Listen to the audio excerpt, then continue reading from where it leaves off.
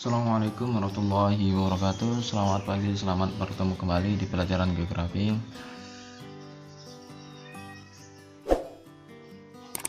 Welcome back to my channel ya. Oke, baik, pada pertemuan kali ini kita akan melanjutkan pembelajaran kita pada materi persebaran flora dan fauna di Indonesia dan dunia pada subbab faktor yang mempengaruhi persebaran flora dan fauna ya. Ini ya, faktor yang mempengaruhi dan menghalangi ya, persebaran flora dan fauna di dunia. Dimana kemarin kita udah bahas sedikit ya mengenai karakteristik biosfer. Kemudian ini materi yang akan kita bahas tentang persebaran flora dan fauna. Kemudian nanti akan ada persebarannya di mana saja ya, serta konservasinya dan bagaimana pemanfaatannya. Oke, kita mulai saja. Yang pertama, sebelum kita masuk ke materi ya, ada sebuah pengantar dulu untuk kalian. Tahukah Anda ya, mengapa jenis flora dan fauna di setiap daerah itu berbeda-beda gitu ya? Jadi ini ada namanya Rafflesia arnoldii ya, kemudian bunga bangkai. Keduanya ini berbeda ya. Kalau untuk bunga bangkai ini ya, di daerah kita di Sanggau juga ada nih, pernah ditemukan di daerah Penyeladi ya, di atas itu. Ini sangat besar sekali ya. Kalau Rafflesia hanya ada di Bengkulu ya. Kemudian anggrek nih banyak sekali di hutan-hutan kita ya, dengan jenis dan warna yang sangat berbeda-beda setiap daerah ya. Indonesia merupakan negara yang memiliki beragam jenis flora dan fauna yang unik dan endemik. Endemik itu artinya khas ya, yang hanya ada di daerah tersebut. Jadi lalu mengapa kok bisa berbeda-beda ya? Oke, langsung kita bahas. Ada faktor yang menyebabkan flora dan fauna itu bisa bertahan tinggal di situ ya, atau melakukan migrasi nanti ya. Begitu juga dengan beberapa fauna di sini ya. Baik, secara lebih luas dulu ya, kita lihat bagaimana persebaran flora di dunia ya, meliputi hutan tropis ya. Daerah kita nih, daerah Amerika bagian selatan ya, di beberapa wilayah Afrika ya, dan Asia ini termasuk Indonesia ya, yang beriklim tropis ya, dan memiliki hutan hujan tropis ya, dengan ciri-ciri biasanya lebih lebat hutannya ya. Kemudian ada savana ya, di Afrika ini banyak sekali savananya. Di Amerika bagian selatan juga ada ya, di daerah Brazil, Amerika Selatan di bawahnya ini. Kemudian di daerah Australia juga terdapat padang sabana. Kemudian gurun ya, gurun ini banyak terdapat di daerah Afrika. Kemudian di Australia juga ada ya, mereka bagian selatan dan sebelah utaranya juga ada. Ini letak gurunnya daerah 30-an ya. Kemudian daerah kutub ya, daerah dingin selalu tertutup salju ya. Ada daerah semak belukar nanti ya. Padang rumput di Indonesia beberapa lah terdapat, enggak banyak ya. Serta hutan gugur, konifer, tundra nanti akan ada bedanya. Hutan konifer dengan tundra ini ya. Tundra ini lebih ke daerah yang lebih dingin lagi ya. Konifer ini dia tumbuhannya berjarum, daerah Rusia misalnya. Oke, kita nggak perlu berpanjang lebar, nanti akan kita bahas di pertemuan selanjutnya. Yang kedua ya, pada persebaran fauna di dunia ya, dimana fauna di dunia ini secara umum dibagi menjadi 6 wilayah ya, atau 6 persebaran. Yang pertama daerah Nearktik, Amerika Utara ya. Kemudian Neotropik, Amerika Selatan ya. Palearktik ya, Eropa ya. Kemudian Afrotropik ya. Kemudian Oriental dan Australian ya. Ini keenam ini akan kita bahas lebih detail nanti di pertemuan setelah ini ya. Oke, apa saja faktor yang mempengaruhi persebaran flora dan fauna? Flora dan fauna ini ya, yang tadi kita lihat bisa ada di wilayah kita, kok nggak ada di tempat lain ya. Maka ada faktor-faktor yang mempengaruhi. Yang pertama adalah faktor biotik atau faktor makhluk hidup ya. Kemudian faktor abiotik, faktor benda mati. Faktor makhluk hidup ini ya meliputi manusia, hewan dan tumbuhan, di mana mereka bisa menjadi sarana ya untuk persebaran makhluk hidup ya.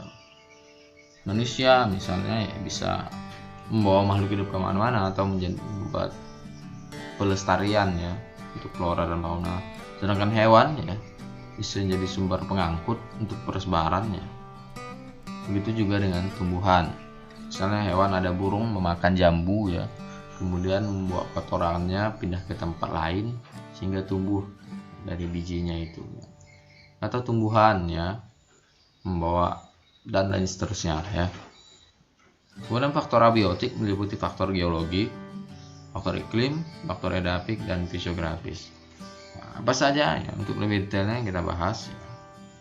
Yang pertama tadi ya, faktor biotik.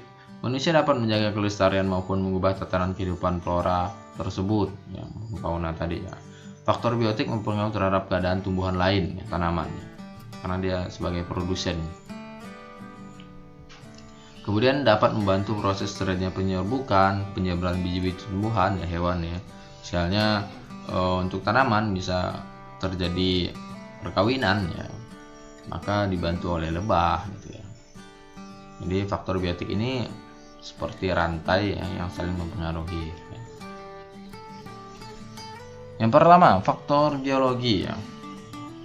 Lempeng benua kita ini mengalami pergeseran ya, di mana faktor geologi ini berkaitan dengan lempeng tektonik kita ya, yang mengalami pergerakan, sehingga ya dahulunya ya flora dan fauna itu bisa bersatu ya.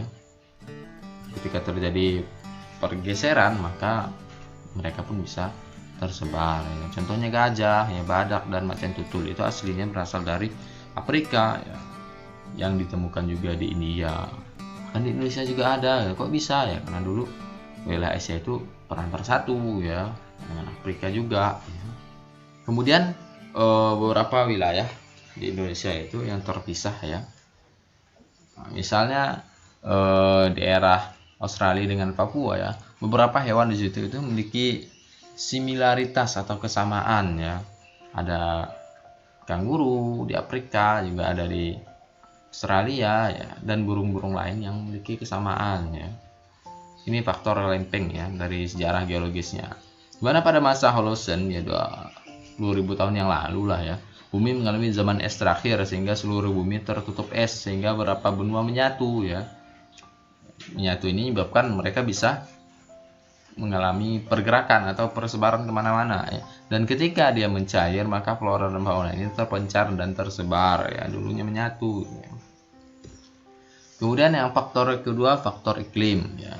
Iklim ini berkaitan dengan keadaan suatu wilayah ya, meliputi unsur suhunya, panas lembabnya ya, kelembaban, angin, dan air ya.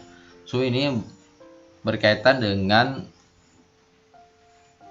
penyinaran matahari ya, di mana berbagai spesies memiliki persyaratan suhu lingkungan hidup yang optimal ya. Tidak semua hewan bisa hidup di suhu yang dingin ya. Ada yang harus hidup di daerah yang panas ya, seperti unta nggak bisa hidup di kutub es, atau penguin nggak bisa hidup di padang pasir gitu ya, karena panas dan nggak ada air ya. Kemudian kelembaban ini berkaitan dengan tingkat kelembaban ini berpengaruh terhadap persebaran tumbuhan ya. Ada hewan tumbuhan tertentu yang bisa hidup di daerah yang curah hujan tinggi ya, atau ada yang nggak bisa di daerah yang sangat panas ya, dan sebaliknya. Angin ya, sebagai alat transportasi yang dapat memindahkan uap air dari suatu tempat ke tempat lain ya.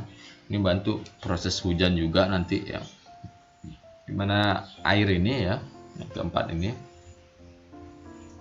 sangat berpengaruh terhadap makhluk hidup ya. Salah satu unsur utama dalam kehidupan ya.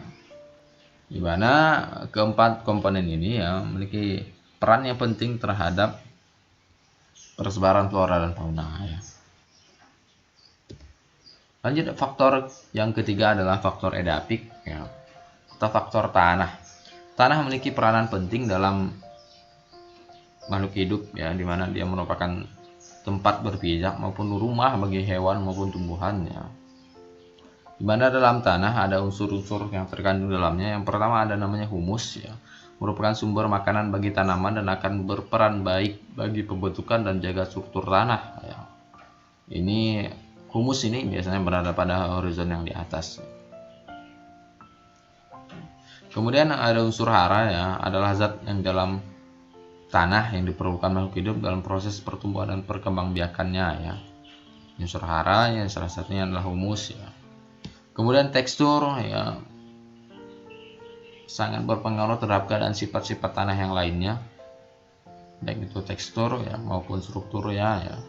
Yang terakhir ya, air yang sangat sedikit maupun berlebihan dapat berakibat buruk bagi tanaman ya. Jadi air yang terkandung dalam tanah ini sangat berpengaruh terhadap tanaman ya. Terlalu banyak, terlalu becek nanti tanah jadi asam ya.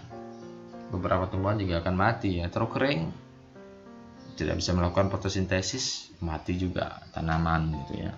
Jadi faktor tanah ini sangat berpengaruh ya, karena dia merupakan media di mana tanah yang subur itu akan membuat tumbuhan bervariasi sekali ya. Sedangkan tanah yang tidak subur ya, menyebabkan tanaman bisa mati ya. Kan untuk tanah-tanah tertentu ya menjadikan sarang untuk hewan-hewan tempat tinggal ya.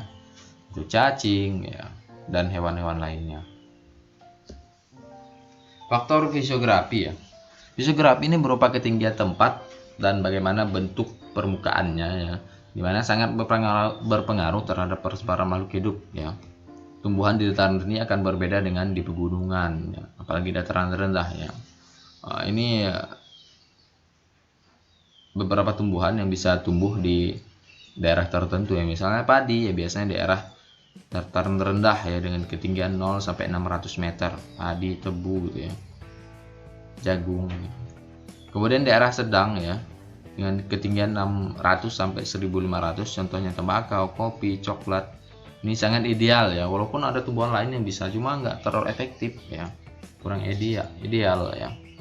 Kemudian daerah sejuk ya, daerah dingin ini ya, daerah sejuk ya, berupa kopi, teh, kina, dan sayur-sayuran.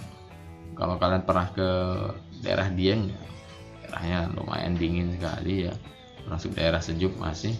Nah ini tanaman-tanaman seperti sayuran, wortel ya, kentang ya, kemudian bawang dan seterusnya, ini banyak sekali ditemukan di sana ya. Teh juga gitu ya, itu sangat subur sekali ya. Atau daerah Bandung kalau pernah main ke sana ya, ini cocok sekali ya. Bisa nggak ditanam daerah dataran rendah atau daerah sedang ini ya? Bisa, cuma nggak subur gitu ya, atau bahkan mati ya. Kemudian yang terakhir adalah daerah dingin ya, tidak ada tanaman budaya, misalnya hanya tanaman tertentu yang dapat bertahan ya. Contohnya edelweiss ini ya, ini bukan jenis tanaman budidaya ya, dia ada di daerah dataran tinggi, daerah 2500 ke atas ya. Atau tanaman lain berupa rumput-rumput teki yang keras itu ya. Nah kita lanjutkan ya. Itulah faktor-faktor yang mempengaruhi persebaran flora dan fauna tadi ya, baik dari faktor geologi ya, sejarah bumi kita terlebih waktu dahulu ya, kemudian faktor iklim berkaitan dengan curah hujan, sinar matahari, suhu udara, kelembaban udara maupun angin tadi ya, kemudian faktor tanah ya terkait dengan kesuburan ya, kemudian terkait dengan fisiografi, ketinggian makhluk hidup ya. Di sini ada beberapa sarana persebaran makhluk hidup ya. Yang pertama ya adalah lahan ya. Hampir semua fauna daratan menggunakan lahan sebagai media untuk berpindah tempat.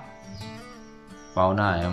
Jadi hewan-hewan yang tinggal di darat itu ya menggunakan lahan inilah untuk melakukan pergerakan ya. Kemudian angin ya. Flora dapat menggunakan angin untuk bermigrasi dari berat ringannya benih ya. Misalnya ilalang itu ya, bunganya itu ketika udah tua akan ditiup oleh angin, akan tersebar ke daerah yang lebih luas atau lebih jauh ya. Maka jangan heran ketika melihat ilalang itu daerah tertentu itu ketika tersebar ya banyak sekali. Nah, ini dibantu oleh angin ya. Kemudian air juga menyebabkan perpindahan mudah terjadi ya. Benih tumbuh, berangkut dan berpindah tempat dengan media aliran air ya. Baik itu di sungai ya, di laut ya. Contohnya pohon kelapa itu di pinggir-pinggir pantai itu banyak sekali ditemukan ya. Ada yang ditanam, ada yang secara alami. Kalau secara alami itu biasanya tidak rapi ya tanamannya, sembarangan saja jadi tumbuh. Itu biasanya daerah-daerah yang memang pohonnya itu tumbuh secara alami ya, bakau gitu, dan lain-lainnya ya. Yang terakhir adalah pengangkut manusia nih sebagai sarana ya. Baik secara sengaja maupun tidak sengaja, manusia dapat menyebabkan perpindahan flora maupun fauna ya. Dan sekarang manusia itu perannya sangat penting sekali ya dalam persebaran flora dan fauna, karena manusia mampu mengubah suatu lingkungan alamnya sesuai dengan keinginannya ya. Misalnya sebagai contoh, manusia bisa mengubah hutan menjadi kebun ya, atau manusia juga bisa memindahkan hewan dan tumbuhan dari habitat aslinya ke suatu wilayah. Nah, contohnya kayak kuda Nil yang berawal asalnya di Afrika bisa dibawa ke Indonesia ya. Kemudian tanaman kebun seperti kopi dan teh dibawa dari habitat aslinya ke Indonesia yang awalnya bukan dari daerah kita nih ya. Termasuk tembakau juga ya, nanas, sirsak dan lain-lainnya. Kemudian selain faktor yang mempengaruhi persebaran, ada juga faktor yang menghambat persebaran flora dan fauna ya di bumi kita ini ya. Yang pertama penghalangnya ya, adalah iklim ya. Iklim yang bersifat ekstrim menghalangi persebaran flora dan fauna yang seperti saya bilang ya. Flora dan fauna itu memiliki karakteristik atau syarat-syarat tertentu untuk tinggal ya. Misalnya beruang kutub hanya ditemukan di kutub utara yang dingin ya, dan dia nggak bakal bisa tinggal di daerah yang panas ya. Maka di sebelah dia beruang kutub ya. Kalau di daerah tropis ya beruang biasa kayak kita gitu ya, beruang hutan biasa ya. Kemudian misalnya untuk fauna ya, seperti itu ya. Sedangkan untuk flora ya, di daerah yang iklim sangat dingin ya akan ditemukan sedikit sekali tumbuhan karena minimnya pencahayaan matahari ya. Jadi atau di daerah padang pasir ya akan sedikit sekali tumbuhan yang bisa bertahan hidup ya, karena sangat panasnya dan kurangnya sedikitnya air ya. Maka itu menjadi penghalang ya untuk tersebarnya flora dan fauna ya. Kemudian yang kedua adalah penghalang edapik ya. Tanah yang subur akan menjadi media suburnya tanaman maupun hewan yang tinggal di dalamnya. Ini udah kita bahas lah ya, dimana tanah tandus akan menyebabkan tumbuhan mati ya. Penghalang bentang alam. Bentang alam ini berupa samudera yang luas, padang pasir, gunung dan lain-lain, bisa menjadi penghalang persebaran flora dan fauna ya. Di mana flora dan fauna itu akan terhambat mengalami perpindahannya ya, karena terhalang oleh bentang alam tadi ya. Misalnya penguin di kutub selatan terhalang samudera luas untuk pindah ke kutub utara ya. Atau tadi si beruang dari beruang kutub utara ini mau pindah ke daerah tropis nggak bisa gitu ya, jauh gitu ya. Bahkan komodo saja ya, yang berada di pulau itu disuruh ke Sulawesi ya, nggak bisa dia berenang ke laut yang lepas gitu ya. Nah ini di faktor penghalang lah ya. Yang terakhir adalah penghalang biologis ya. Penghalang biologis ini berupa makanan ya, menjadi faktor fauna maupun flora ini dapat bertahan atau melakukan migrasi ya. Ingat di alam itu ada kaidah yang kuat yang bertahan ya, kalau nggak kuat ya mati atau melakukan migrasi ini ya. Inilah kejamnya ya, alam gitu ya. Yang terakhir ya, untuk tetap bertahan tadi ya, selain melakukan migrasi atau mati ya, ada pengecualian, yaitu melakukan adaptasi.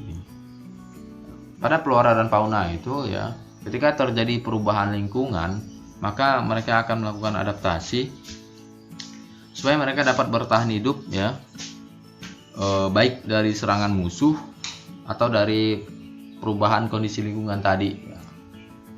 Entah itu karena faktor perubahan iklim atau perubahan cuaca ya, atau berkurangnya sumber makanan dan lain-lain ya, maka mereka harus melakukan adaptasi ya.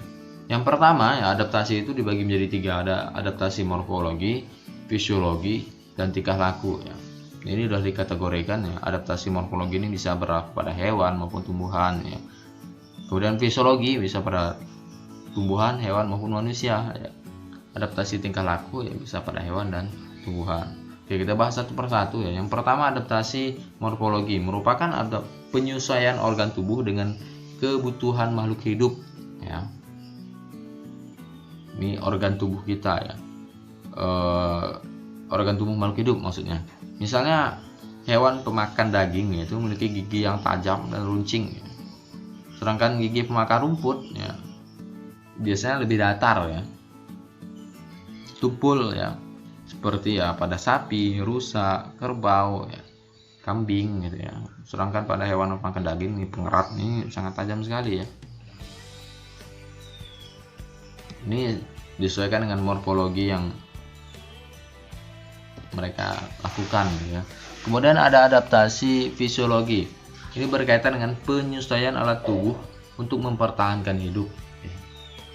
Jadi pada lingkungan tertentu ya, makhluk hidup itu melakukan penyesuaian. Misalnya ya, unta memiliki kantong air agar tetap bertahan di daerah yang suhu panas ya. Anjing laut memiliki kantong minyak pada kulitnya biar nggak kedinginan ya. Atau pohon kaktus memiliki zat lilin agar mengurangi proses penguapan di daerah salju, daerah padang pasir, dan masih banyak lagi lah contohnya ya, agar mereka tetap bertahan hidup ya. Kalau pada manusia banyak sekali lah ya.